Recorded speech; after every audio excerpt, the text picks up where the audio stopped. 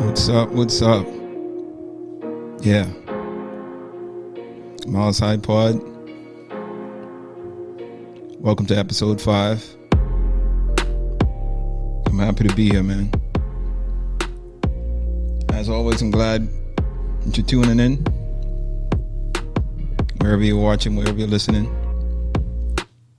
Just be sure to follow so you can stay up to date with every new episode of the Myles High Pod. Hope you guys had a good day, good week, good month so far. Hope you're staying productive, staying safe, most of all. And welcome. You know, at the Myles High Pod, we want to entertain, educate, and elevate you miles high above your fears, doubts, and any limitations you may think exist. That's what we're about over here. That's what I'm about. Today's going to be a pretty cool pod. A little deep, but pretty cool nonetheless. So let's go on ahead and get it started.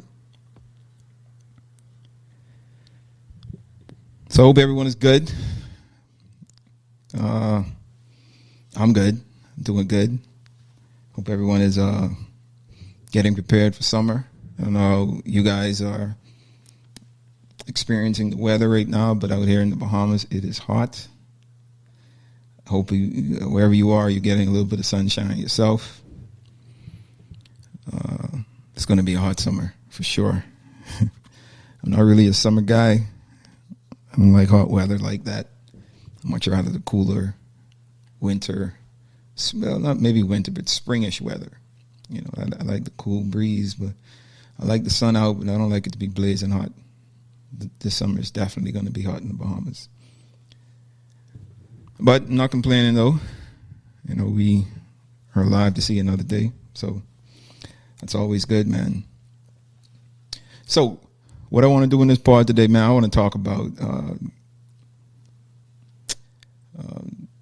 just some social issues that are going on in the U.S., but I mean, you know, I think we experience these types of things in some aspect, you know, in all of the countries that we all live in. You know, we all in 2020 got to experience the whole George Floyd situation, and, you know, God bless him and his family. You know, I thank God that, you know, justice was served. But it's not enough, man. You know, after the verdict was read, man, the same less than 24 hours afterwards, you know, there were quite a number of other incidences that happened. And however you feel about those incidences, I know we all have our own personal feelings towards whether, you know, they were justified or, you know, it was necessary, or, you know, the way that things happened could have been avoided. And I hear all of that, and I agree with all of that.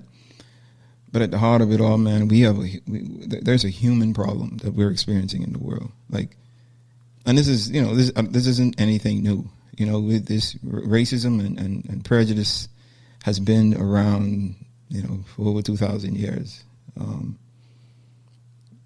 It's just a part of human nature, in a sense. You know, there's always this segment of the population that's going to feel that they're better than or greater than or should be better than or greater than. You know, so there's something that's been passed down to, you know, to us traditionally, through culture, through families, through education, you know, and it's a real problem, and it's getting to the point where, you know, it's affecting our day-to-day lives, right? Whether that's, you know, your business or your family members, where, you know, our family members are becoming victims. I mean, and you know, that's not the new thing that's happening. You know, I think just right now, it's everything just being recorded. Everything is it's going viral.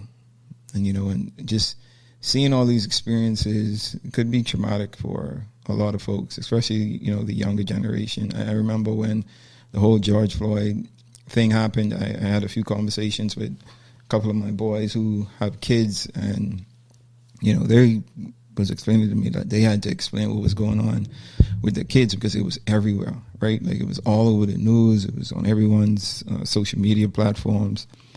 So, that was a real conversation, especially because everyone was locked down at the time, so you really couldn't go anywhere. So you were kind of forced to somehow, you were going to see it at some point. And that was a tough conversation because some of them had young kids. And in thinking through this whole, all of these incidences, I remembered, that racism and prejudice isn't a new thing. Back in the Bible days, Peter was a racist. Peter, I'm talking about Saint Peter, one of Jesus' disciples. I guess the main guy, if you want to call him that. He was racist, man. Peter was a Jew, and Jews and Gentiles didn't mix back in those days. And Peter, was ministering in a town, and he was fellowshipping with some Gentiles, and some of his friends came up from Jerusalem, his Jewish friends, and they frowned upon that, man. Like, man, what are you doing? Like, how can you hang with these lesser than people? We're better than them. And Peter sided with his friends. He, just like how he denied Jesus, ironically enough, he denied, human beings, the Gentiles. And, Paul, Apostle Paul, met up with Peter sometime after and really chastised him for it. And, I remember when my dad did a talk on that, and it was just so surprising to me. I mean, like, you read these things in the Bible, like, growing up, but it doesn't really hit home until, like, it hits home, right? So you hear all these things, you see all these stories, but there are certain parts of it that doesn't register until, like, you're going through, or you're mature enough to understand certain situations, and you realize, like, man, wait, this isn't a new situation, this isn't a new incident. Actually, what I want to do, I want to play a little excerpt from one of my dad's speeches that he did. He was doing this talk on exactly, like, we were discussing racism and prejudice, and he was reminding the audience of, just because you're saved and born again, and, Peter was one of Jesus' disciples. Like, you can't get any closer to God than Peter. And I'm talking, like, just physically, like, being around him, all of those years, and learning from him, and him being, your master teacher and whatnot, and to still, end up being prejudiced and having a sense of racism towards a certain group of people. Like, it's amazing to me, right? And it just shows us that, man, if Peter, if it happens to Peter, then we shouldn't be surprised, right? Because we're not perfect. I mean, all of us have our prejudices, I'm sure. I would hope a lot of us aren't racist, but I mean, I'm sure a lot of us are racist. Maybe we know it, maybe we don't. But it's a part of the world that we live in, and it's a part of our history. It's a part of what we have grown and developed through over the years, as countries, as nations, as individuals, as neighborhoods. We've grown like this as families. All of this has been kind of passed down from generation to generation, right? And it's going to take a lot more than just some kumbaya moment to really get rid of what's going on. So let's just play this. Let's play this excerpt, and let's have a little discussion afterwards. Sometimes we think because a person is born again, they're not racist. Or because somebody is from the Holy Spirit, they're not prejudiced. But being born again doesn't change your corrupt thinking. There has to be a process. And sometimes it has to be an intervention by God. As a matter of fact, racism and prejudice is so deeply embedded in our spirit that most of the time we need a miracle to break it. And that's what God had to do. He had to interfere with Peter's attitude, his upbringing, his culture, in order to set him free from his attitude towards certain groups of people. In the next chapter, you'll find that some of Peter's friends came from Jerusalem when they heard that something had happened here. And they were very much against what Peter was doing with the Gentiles. And Peter, of course, tried to side with them and wanted to actually hide and not mix with the Gentiles again because he was influenced by his friends. But here's the problem. You remember that Paul, the apostle, came to this city and rebuked Peter and said, how can you do that? How can you claim to love these people and yet still hate them at the same time? And Peter was rebuked by Paul, and Peter submitted to Paul's rebuke, and Peter became open and delivered from that spirit. God has no favoritism. God don't like Jews better than Gentiles, or white better than black, or Indian better than Chinese, or whatever. God is a God of humanity. And there's only one race on earth. It's the human race. Anything beyond that is satanic. God destroyed racism. He canceled prejudice. He got rid of the spirit of segregation by breaking the power that was over Peter. And who would think that the man that was left in charge of the church was racist and prejudiced? I hope that you will understand that even though you may be worshiping God and loving Him and having a great love for His work, you may also be suffering from some problems that have been mentally, psychologically embedded in you. Ask the Lord to clean whatever else is left inside of you. All of you know me from all the work I've been doing, and I go to every church, I go to every type of people. I've been to over 100 countries, and to me, you're beautiful humans, that's all. And you remind me of the image of Christ, and that's what I have in my heart, and that's why so many of you have come from all over the world to be with me, because you feel my heart and my love, my genuineness toward you. And I hope you have that same spirit and say, Lord, your kingdom is for one people, and that is humans. Give me a love for everybody. Give me a love for everybody. We're all just beautiful humans, right? We come from different parts of the world. We speak different languages. We look different. We dress different. We have different cultures. But fundamentally, we're just all human beings, man. And that's what I reduce everyone to. We're all humans first. And I have a lot of people like coming, like messaging me or, online and on all these social media platforms. Like if I post something or, post an opinion on the things that are taking place. And a lot of people say like, man, you're feeding into the lies and the negativity that they're spewing, and what would your dad think? And people say all of these things, man, and I'm like, we're all entitled to our opinions.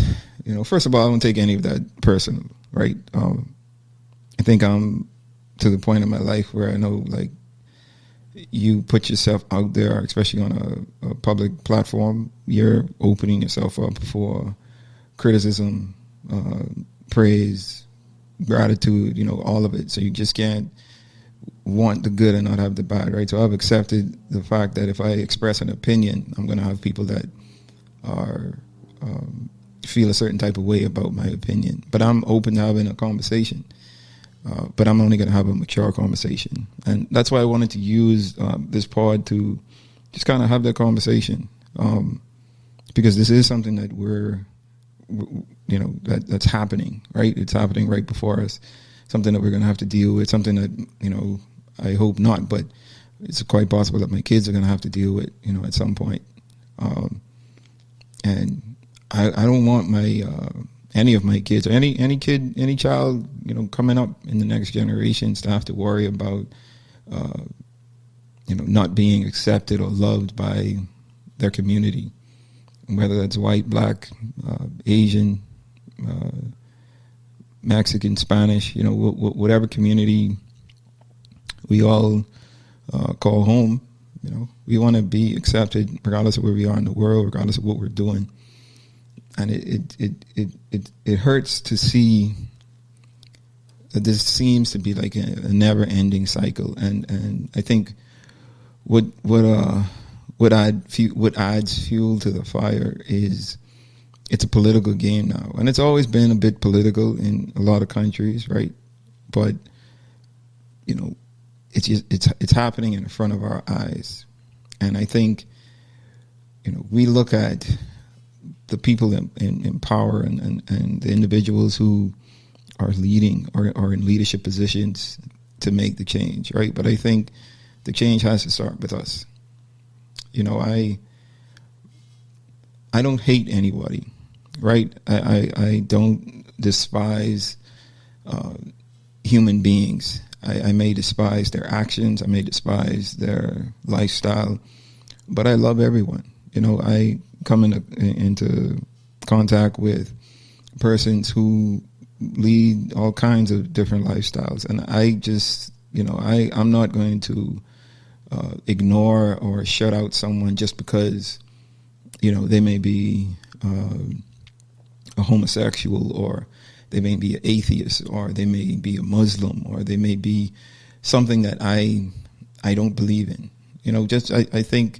I actually think it creates for a great conversation. I think if we all just fundamentally just had conversations with each other and understand, like, man, why are you so upset? Like, what is it with the color of my skin, or my sexual orientation, or how I choose to dress, or how I wear my hair? Like, there's so many of these stereotypes that have been created over the years, to where we tend to judge people by what we see on the outside and not who they are on the inside. And I truly think that it's a human problem that we have, and this issue is going to have to be resolved, from a human standpoint.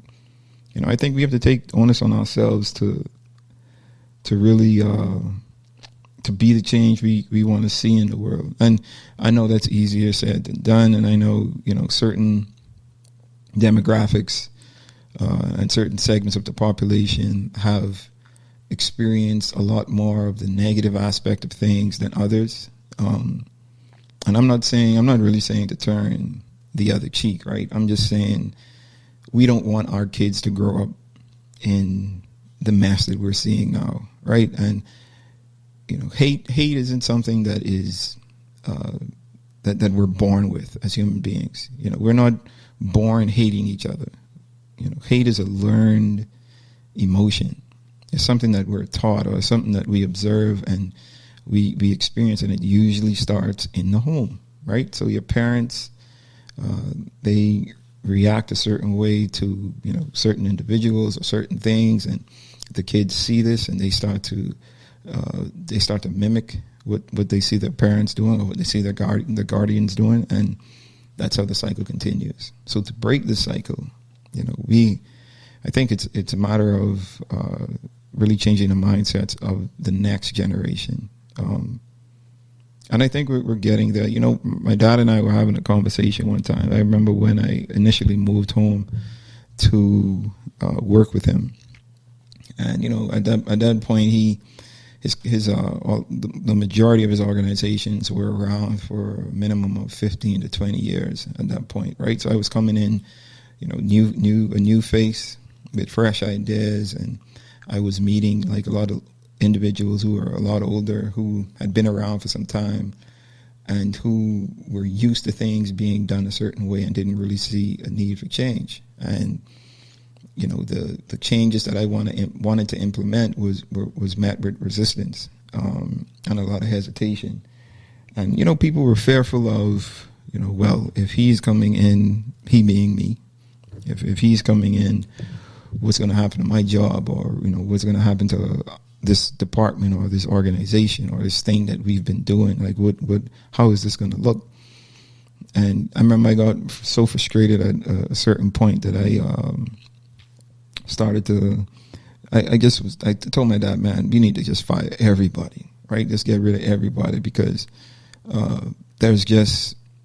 it makes no sense for them. Like, I wasn't being demanding or forceful of saying, hey, this is what we're doing. I was kind of like just trying to give my suggestions and, be diplomatic and respectful in a situation. But it got to a certain point where I just was like, man, this ain't making no sense.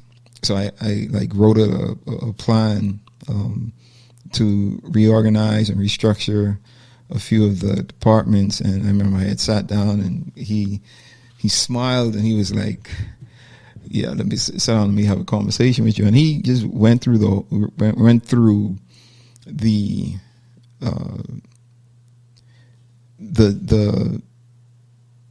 process. That's what I was trying to think of. He went through the whole process of the newer generation coming into an organization or a structure that was established and built by the generation prior to them. And he told me two things that always stuck with me. Right, the first was he was like, man, when you're coming into a situation, whether it be a business or a team or an organization or whatever it is, there are people that are a part of that organization that have been a part of that organization long before you were, who are still there now, and the work and the sacrifices that they put in got the organization to where it is today. So it would be disrespectful of me or someone like me coming in and just wanted to like blow everything up, right, and change everything. And the first thing he was like, man, you need to respect everyone that's here. Be respectful and just try to learn them and try to understand, like, okay, why is it that we do things a certain way? I may not agree with it, but let me first understand why. Why do we do it this way? And in humbling myself to gain that understanding, you get a better sense of, oh, okay, so it's really not, I may have thought that things that were being done because of like one individual, but it could have been a department. It could have been decisions that were made prior to me coming that, and it's just a whole lot of things that you start to unravel once you take the time out to really understand individuals. So that's what I started to do. I took a step back. I stopped wanting to implement a lot of things, and I really took time to just really understand and really speak to and talk to and let them explain to me, and them being employees, department heads, managers, supervisors, just having that conversation and seeing, well, what don't you like? What do you suggest the changes be, if any? Or if you don't think any changes should be made, then why? Why are you comfortable with it like this? And then you just gain a better understanding of it. So humbling yourself and getting a better understanding of the situation that you're in. That's number one. The second thing that he told me that stuck with me, and I think this was the most important thing, and I think about this quite often. And he took me back to in the Bible where Moses had led the Israelites into the wilderness, and the goal was to take them into the promised land, and they spent 40 years just wandering in the wilderness. And it wasn't because that's what God wanted. It wasn't because that was the plan. It was because the minds and the hearts of that generation of slaves were so fixated and so hooked to where they came from that they didn't want to change the way that they thought and the way that they perceived themselves and life and the things around them. And I think that's the major problem, right? You have these elder statesmen and these older individuals who are in these leadership positions, and they're so grounded in their ways that when you talk about change, they fear being forgotten. They fear being thrown away or thrown to the wayside, out of a job, out of an income. So there's this self-preservation thing that kicks in, and, they do everything that they need to do to protect themselves and their well-being, right? And what God did was he waited until their kids came along and grew up. And that's the generation of the Israelites that went into the promised land, that went into Canaan. And he told me that, and sometimes you have to wait an entire generation to see change happen. And that's hard, right? That's not a difficult thing. Can you imagine just wandering around in the wilderness for 40 years, just sleeping in tents, and granted, a lot of things were being provided for them, right? They didn't have to worry about food. They didn't have to worry about clothing. They didn't have to worry about anything. God really looked out for them, but even that wasn't enough. They still found things to complain about. And, one or two times God got so upset that he was ready to just kill everybody. And, that's another thing. Like people say, with all of these protests and riots that are happening, like they're uncalled for and like, they shouldn't happen. Now, I'm not saying that I agree with the destruction and the negative aspect of, what the riots bring. But as protest should be, that's a part of it. And I think that just speaks to the frustration that people are feeling. You got folks who've lost family members, who've lost loved ones to senseless violence, and if the leaders aren't doing anything about it, then what else are the people supposed to do, right? And if God himself was getting so frustrated that he just wanted to do away with, this generation of people, and Moses himself had to tell God, like, let's calm down, don't get upset, let's just wait for their offspring. So if God gets frustrated, imagine us as human beings, right? How are we to feel? So I think, we, change is going to happen. I'm hopeful of it. And, even if I don't see it, and, we look back, 40, 50, 60 years ago where, you had individuals like Martin Luther King and Malcolm X who were going through the same process, right? Trying to get change to happen, trying to create a movement within the culture of this race war that, we've been going through over the years. And, they succumbed, or they were killed in the process, or they were killed believing in what they believed in. And, there were others that came and followed them. And, we've come, further along. We may not be where we want to be. We definitely aren't where we want to be as a people, right? Or as a human race. But, I feel that, there's some change that has happened, man. I don't think we could deny that. And I think as communities, and when I say communities, I'm talking about as the black community, as the white community, as the Asian community, the Spanish community, all these different ethnicities that we represent as a human race. We have to start taking onus in ourselves and in our own communities, right? And where we're taking responsibility for our portion of whatever's going on. We don't want to continue the cycle. We don't want things to continue to happen. And I think it really starts with us and our home and what we can teach our kids and how we can raise our kids.